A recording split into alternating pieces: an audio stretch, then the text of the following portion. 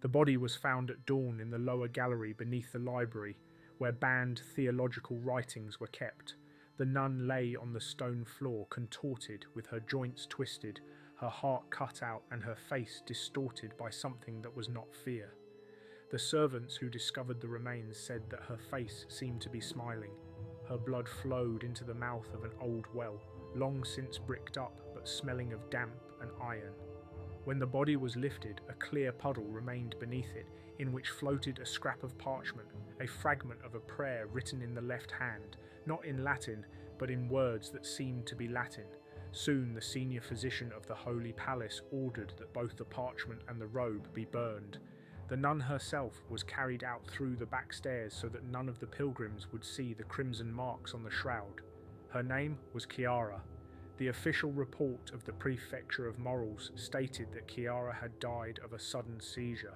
However, the internal records of the Inquisition office tell a different story.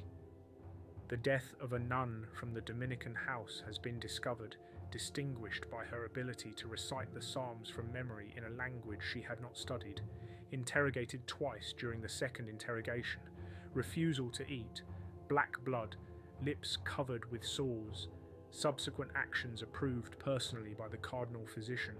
32 days before her death, Pope Urban remained silent.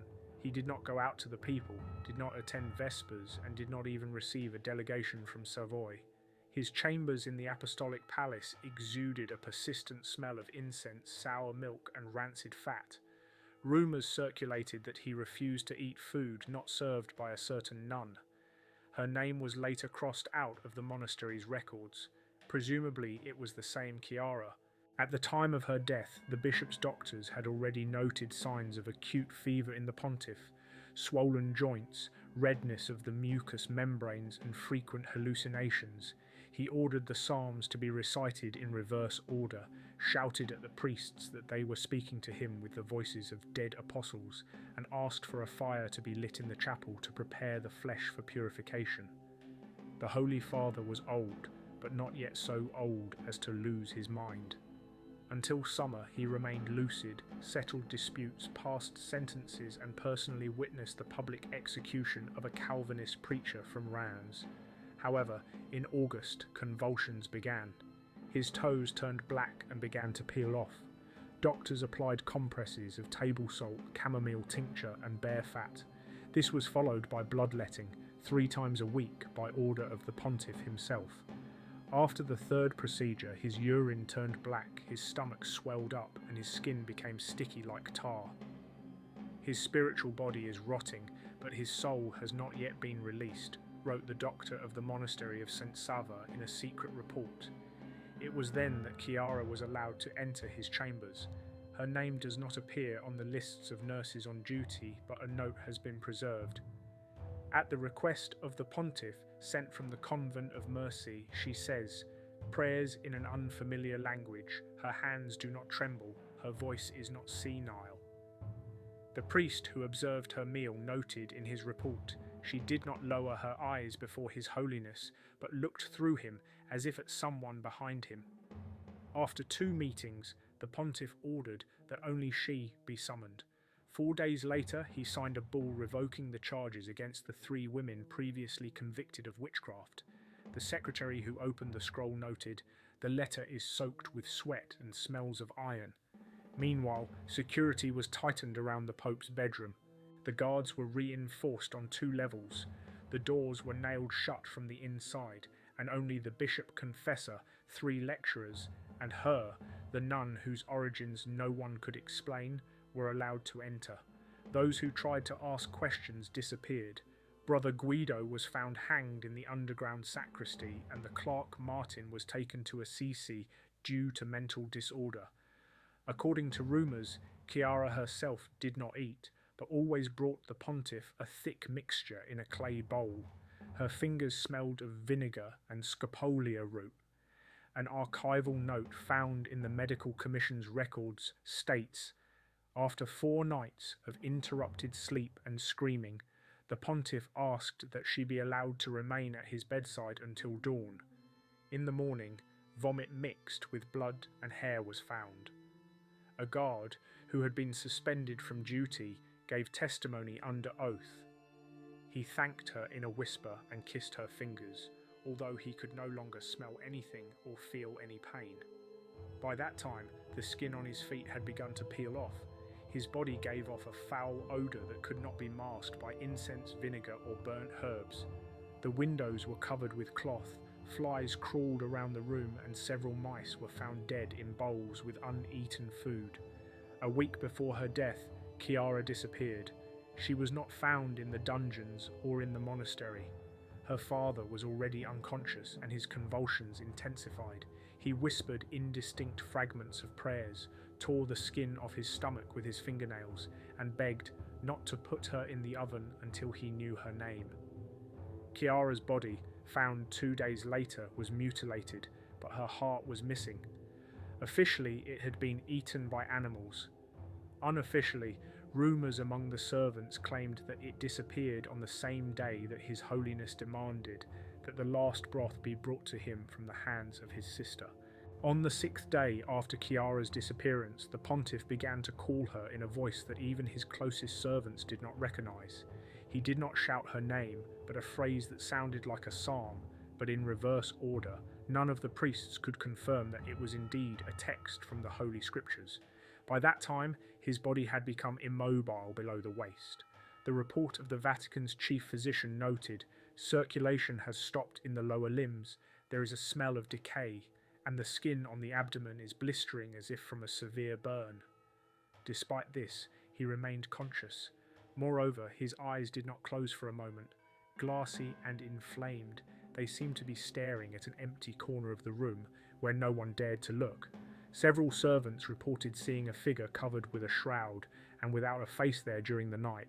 On the same day, 2 messengers arrived at the Vatican from the French king with a request to recognise the new Bishop of Lyon. They were not allowed in.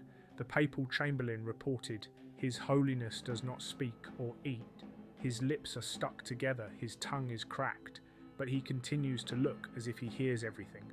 That night, the monk guarding the entrance to the chambers died. He was found in his cell. He had gouged out his eyes. In a confession note written in uneven handwriting, he wrote, "I heard her praying from inside his stomach." On the 9th day, the smell in the bedroom became unbearable. The exhausted guards began to mix resin into the air, placed charred citrus peels under the bed, and lit incense every hour.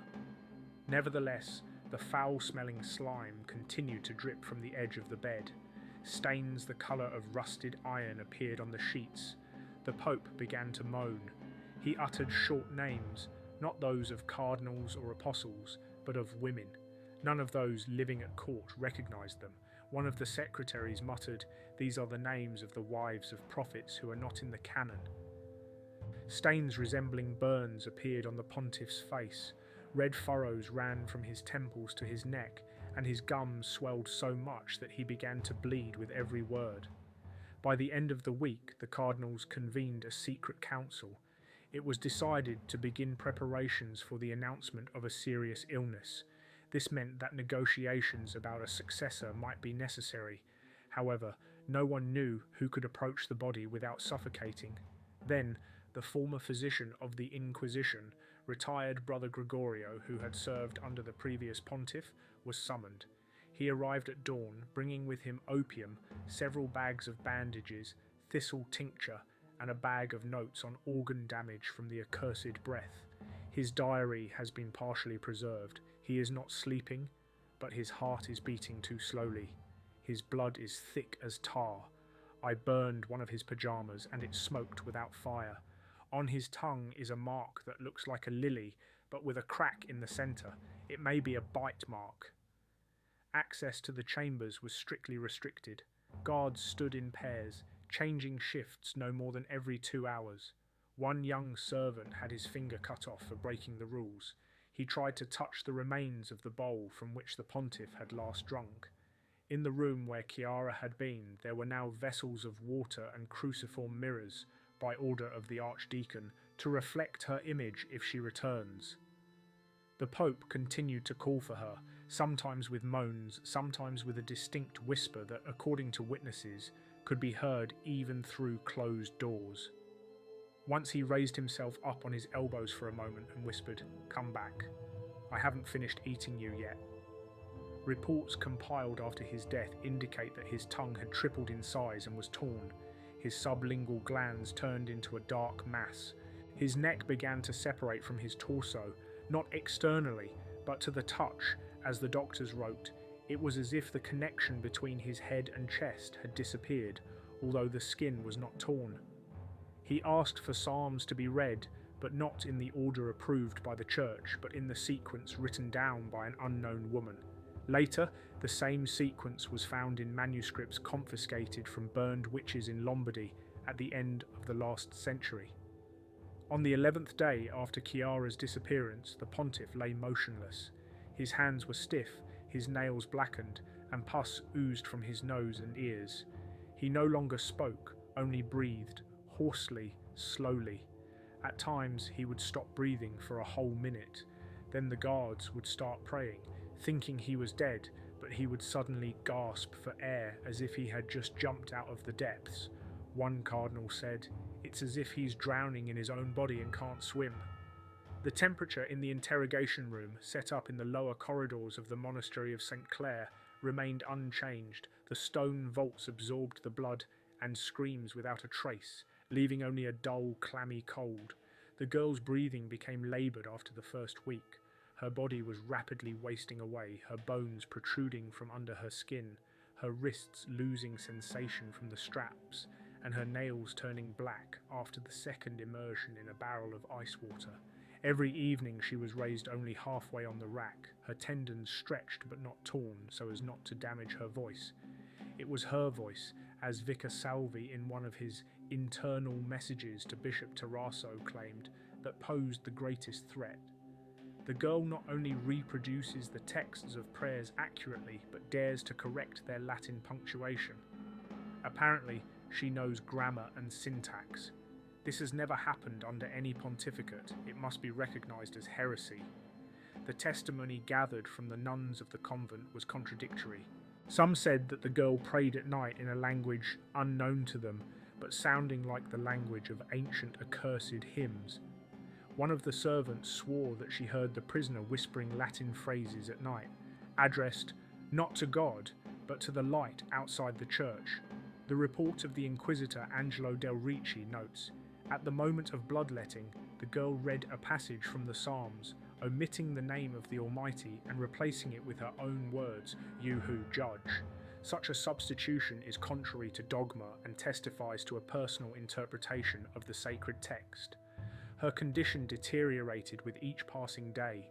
Due to constant bloodletting, first from both hands, then from her thighs and armpits, her skin turned pale blue and purulent rashes appeared on her shoulders. The monastery's doctor, the old brother Orlando, suggested using an ointment made from sour herbs and fatty powders, but the bishop ordered him to refrain from indulging the flesh. In the mornings, carpenters gathered at her quarters to reinforce the walls. Once she screamed so loudly that one of the soldiers' eardrums burst, and everyone recognized in her voice the sign of a prophetic demon. At night, she was kept tied to a cross, naked, surrounded by the smell of rot, candles, and stale urine. The chronicles preserved the testimony of the monk guard Lorenzo. At the second hour of the night, she spoke to someone looking into the darkness. Her lips moved, but there were no words. We recorded this as a sign. Her soul was already outside her body. On the same day, a council gathered at the court of Cardinal Valentino in Rome. The question on the agenda was how to sentence the girl without causing rumours. Cardinal Grimaldi proposed a secret ritual dating back to the rules of night repentance, allegedly used under Pope Urban.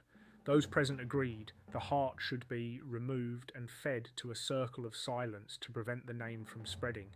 The archival list of court decisions in this case is marked in ink, spiritual redemption by cutting off knowledge. While the monks were discussing the matter, her condition became critical. Her left leg gave way completely and her right leg turned black from lack of blood circulation. Pus flowed from under her fingernails, causing convulsions. She spent the last night before the trial in a state of unconsciousness. She whispered without opening her mouth. The priest who entered to hear her confession ran out in fear, saying that she already knows the verdict and is laughing. The maids claimed to have heard her say the name of the future pope, even though the election had not yet begun. By morning she was carried out of her cell. She had blue-purple circles under her eyes, her mouth was open but she was not breathing. Her forehead was wet. There were marks on her body from red-hot iron. A cross was burned into her left breast. There was no public sentence. It all happened at night. A report entitled Report on Ritual Cleansing describes, the heart was removed on the fifth blow. It had a dense structure and was red with dark green spots. It was thrown into a bowl surrounded by 8 people. It was consumed during prayer. On Friday night, the smell from the underground chambers became unbearable. The guards changing shifts at the stairs to the west wing, where the witch was being held, complained of tar and grease, as if dead meat were being boiled in the church. Priest Lorenzo, sent to read the prayer of exorcism over her, returned pale, with greasy hands, refusing to explain where the blood on the walls came from if she had been silent all day. Later he disappeared. Her body, or what was left of it, was taken from the cell to the chambers of the former archivist Innocent, where neither servants nor doctors were allowed to enter. The body showed no signs of a struggle, but it had no lips, one eye was missing, and the chest was torn open, wrote the court secretary in his report, to which none of the inquisitors appeared the next morning.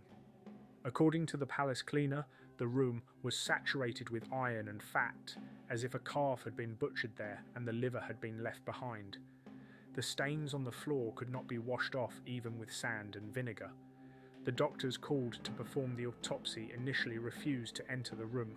One of them, an elderly physician from Tivoli, tried to appeal to canon law and wrote a letter to the prosecutor demanding an official burial and the conduct of the case in accordance with church regulations. 2 days later, he was found strangled with a strap from a bag containing medical instruments. According to a report drawn up by a notary of the papal chancellery, the prisoner's chest had been grossly cut open as if with a butcher's knife, and the entrails removed without necessity. Her kidneys were missing, and only a black dent remained where her heart had been, as if it had been torn out with force or burned out. None of those present at the examination of the remains could confirm the exact date of her death. Moreover, according to the testimony of one of the doctors, one area of skin showed signs of pulsation, as if she were still alive, despite signs of decomposition. Rumours spread throughout the Vatican, taking on the most absurd forms. One of the nuns claimed to have seen 3 priests carrying a red cloth through the garden at night, in which something was moving. Another swore that she had found resurrected fingers, dry but warm, on the stairs to the west wing. At night, someone read psalms backwards in Latin. According to the palace baker, one morning a burnt glove was found in the bread oven, still warm, with a gold seam and the coat of arms of one of the cardinals. The burial never took place. The prisoner's ashes were declared unfit for consecrated ground, and her bones cut off from the church. However, witnesses claimed that after the execution, bones wrapped in shawls with heavy copper balls tied to them were thrown out of the kitchen of the old bishop's house so that they would sink in a fountain where they were secretly dumped. One of the cooks who noticed this disappeared. 3 more were replaced within a week. A note was found in the archives, presumably belonging to a palace scribe who kept a diary of his service in the internal court. It said, "Those who spoke the language of the scriptures better than the elders always disappeared. Now we eat those who speak the truth." The note disappeared the next day, as did the scribe himself. The servants no longer entered the west wing. The rooms were boarded up, leaving a clay lamp in the corner, which for some reason did not go out for weeks. Her name was crossed out in the official chronicles, and her sentence was filed under the case of theft of vessels from the monastery pharmacy. Thus disappeared a woman who could recite prayers by heart that not even all cardinals dared to read aloud. At the end of the month, 4 letters were sent from Rome to various monasteries.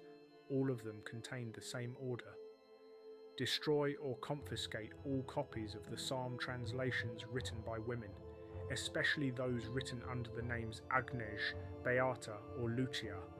There was no signature. In the Vatican itself, according to a palace guard, the psalms began to be heard even at night, and no one knew where they were coming from. The bishops began to pray only during the day, and in one of the inner chapels, next to the candle storage room, they found the words written in charcoal: "The heart is eaten away, but the memory warms." The body did not disappear immediately. Her torn rib cage, covered with the resurrected blackness of altar blood, was hidden for 2 more days by turning over the straw in the dungeons where condemned vagrants and heretics were usually kept. The smell from the stone pit began to seep through the cracks in the slabs. The executioners, brought in from distant provinces, left Rome by the morning of the 3rd day without waiting for payment. They took no weapons with them, only bags of clothes and their fingers bandaged with handkerchiefs blackened from burns and abrasions. The records of the internal guard, later confiscated, preserved the words, "The walls sang." The guard, replaced immediately after the night of the execution, testified under oath that under the stone vault of the hall where the body lay, whispers in pure, flawless Latin could be heard for hours, continuing even at dawn. The guard was soon doubled, and after one disappearance, on the morning of the 5th day, one of the new recruits was found decapitated in the archive storeroom. Street priestesses on the Tiber began to complain about the ringing of bells coming from below. A shoemaker from Piazza Navona claimed to have seen nuns entering the closed gates of the archive at night with bare feet, without saying a word, and then disappearing. He was arrested.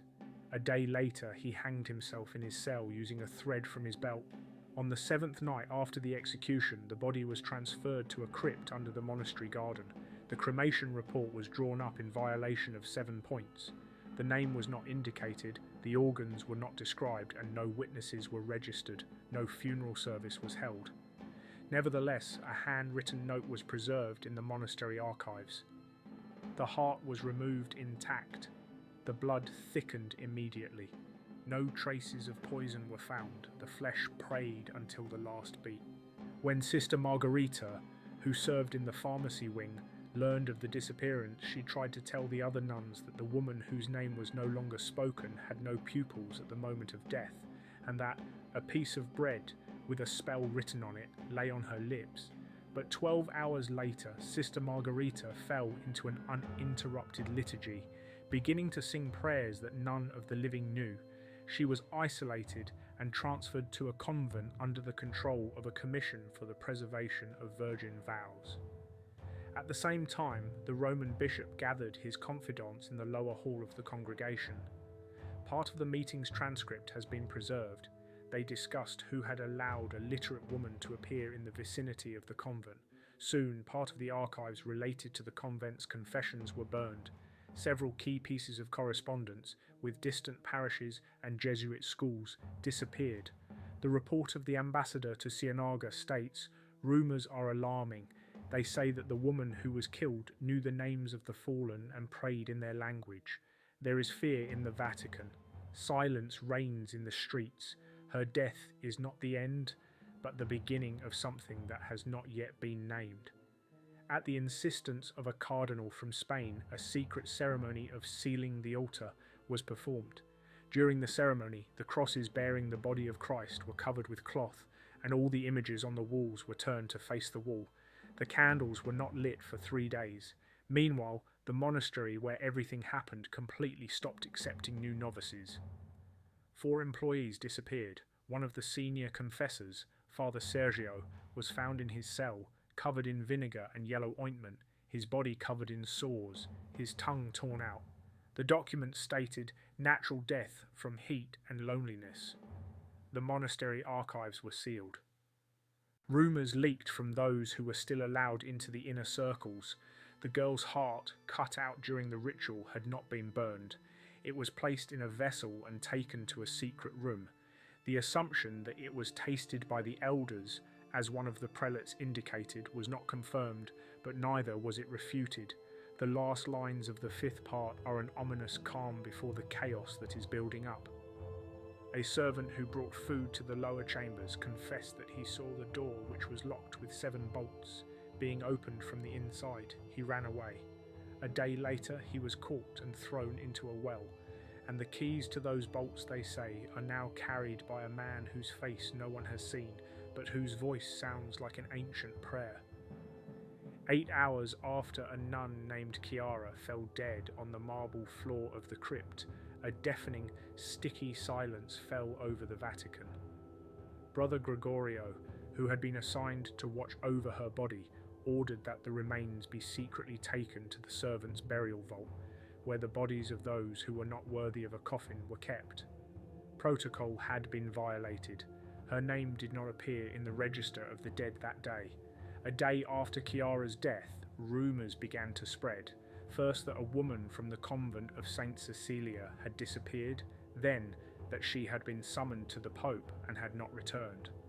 On the third day, one of the wine servers noticed a stain on the inside of the door to the Pope's chambers.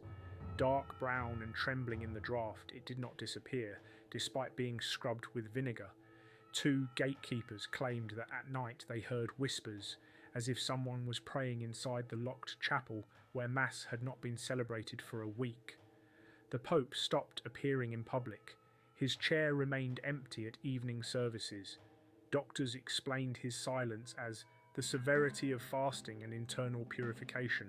In fact, as the pharmacist Gianfranco later recorded in his surviving notes, his face became grey as ash, his lips dry, and when he tried to speak, a swinish smell of decay came from his mouth.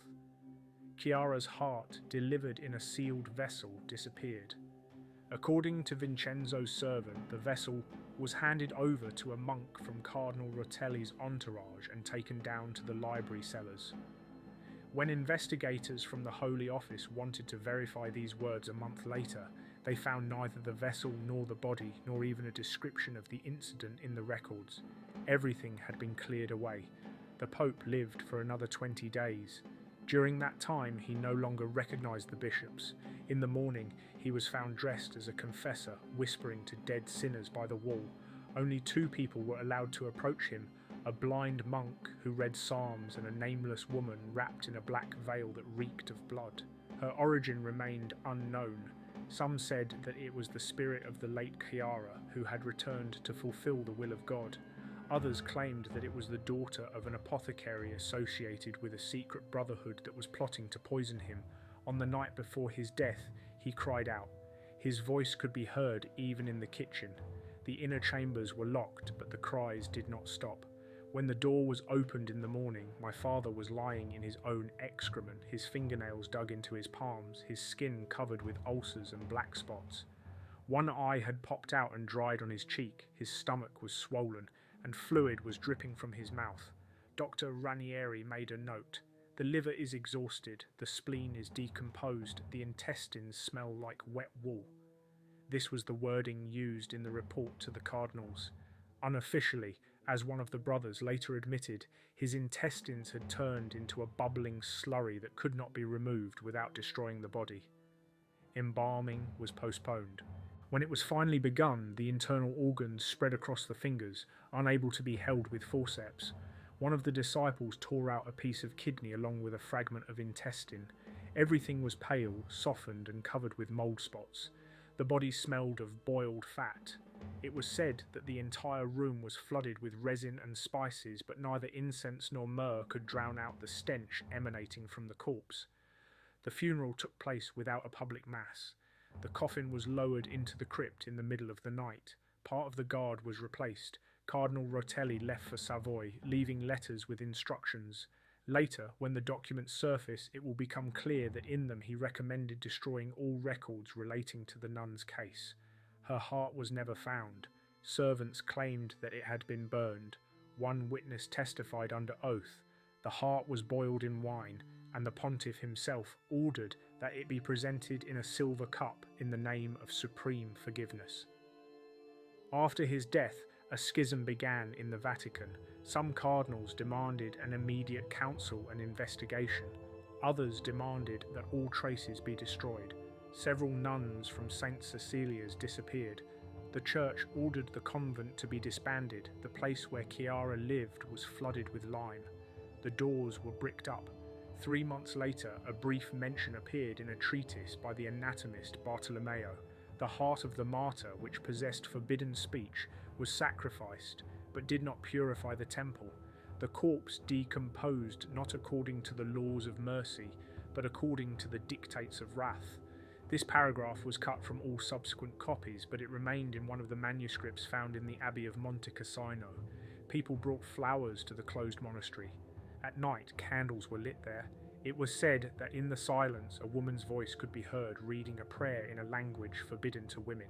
Later, a papal bull decreed, "A woman who dares to pray with words not intended for her flesh is a heretic. Her flesh is defiled, her voice is blasphemy." Since then, no nun has been allowed to study Latin without the permission of 3 bishops. Chiara's remains have not been found. Her heart, if it remained, dissolved either in wine or in fear. But since her body disappeared, no pontiff in the Vatican has allowed women into his private chambers. Not during his lifetime, not before his death.